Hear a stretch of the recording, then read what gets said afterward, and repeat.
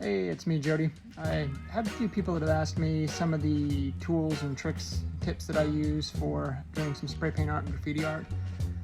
Just wanted to make a quick video to cover some of that stuff, just to show you some of the tools that I use. And also, these are things that I wish I would have known earlier, so if this makes it any easier for you guys to do your own artwork, then that's all good. I'm going to start off with this Iron Light Quick Pack. These things cost like $3 to $5. These come with some of your standard tips, the fat flare one. Also there's the different thicknesses and consistencies here, all the way down to your skinny lines. As you can see, it actually shows you over here the line size. Each one of these is different, and most spray paint or most graffiti made spray paints have their own versions of these exact same tips.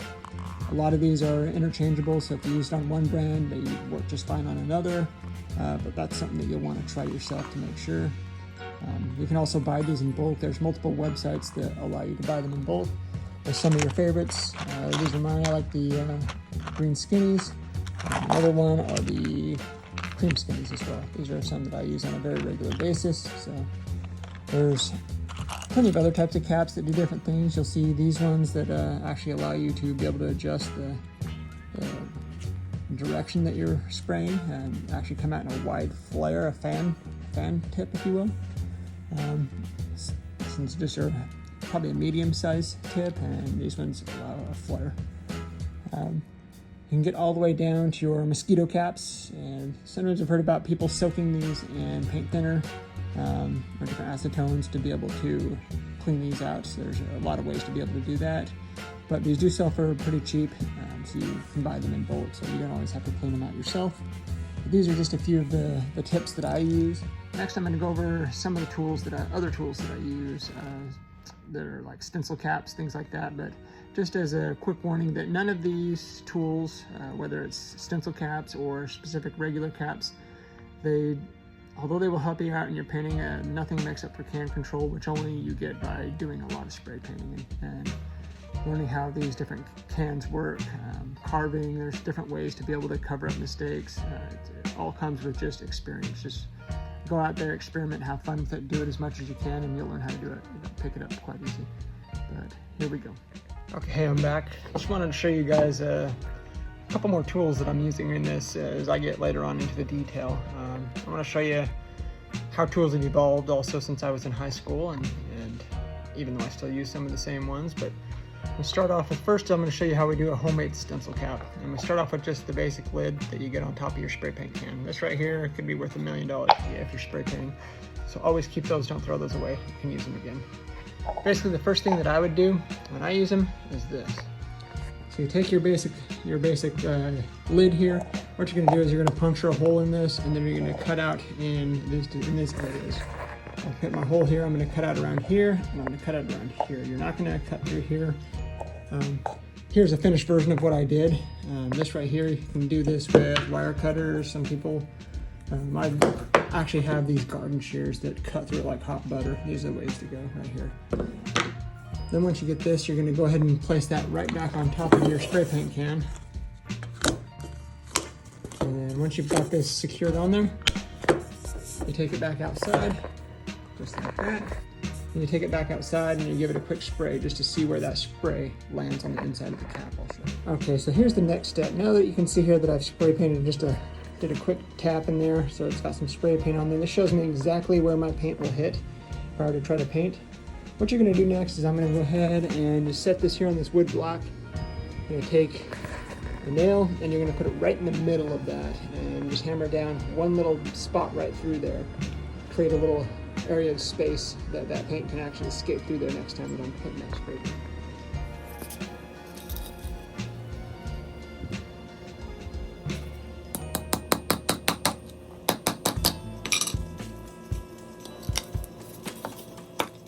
Okay, so now here we have the stencil cap.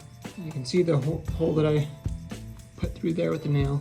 What you can do at this point is actually take a razor blade and come from that side and bore that out a little bit wider if you need to, or if you like that size, that works as well. And this will basically make it so that once this is sitting on top of your spray paint, it just blocks the vast majority of the paint that goes out and only allows just a limited amount to come through, and allows you to be able to get into some finer details. We have since since probably 2000 or more. We've added a lot more different products that does this exact same thing, and actually I will show you a few of those. Okay, so next I want to tell you about the upgrade from our homemade stencil cap.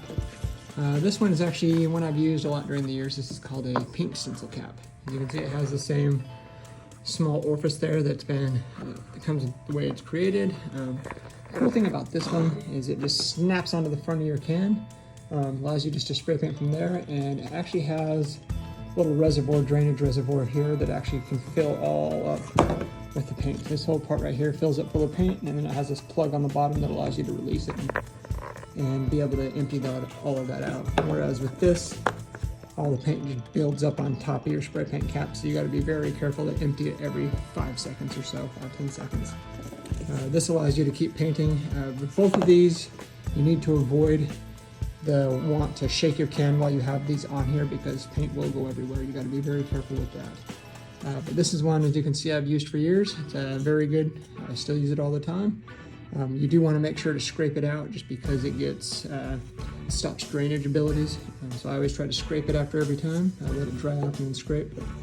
That is the upgrade from the homemade stencil cap.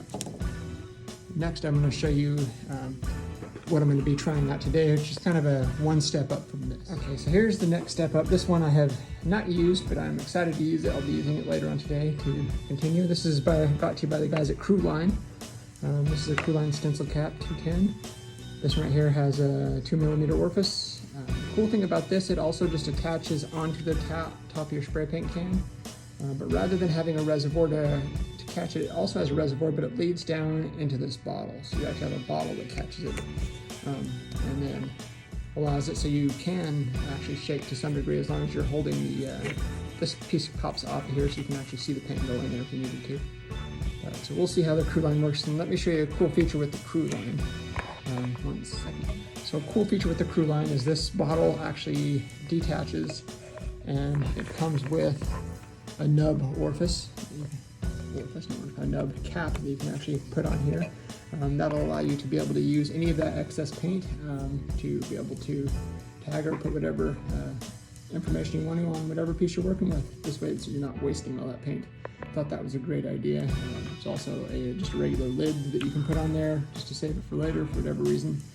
But that was a brilliant idea by the people at Crew Line. Now that we've gone over some of the basic tools that I use for graffiti, go out, buy some, go make your own, whatever you prefer, but get out there and have some fun and learn some can control.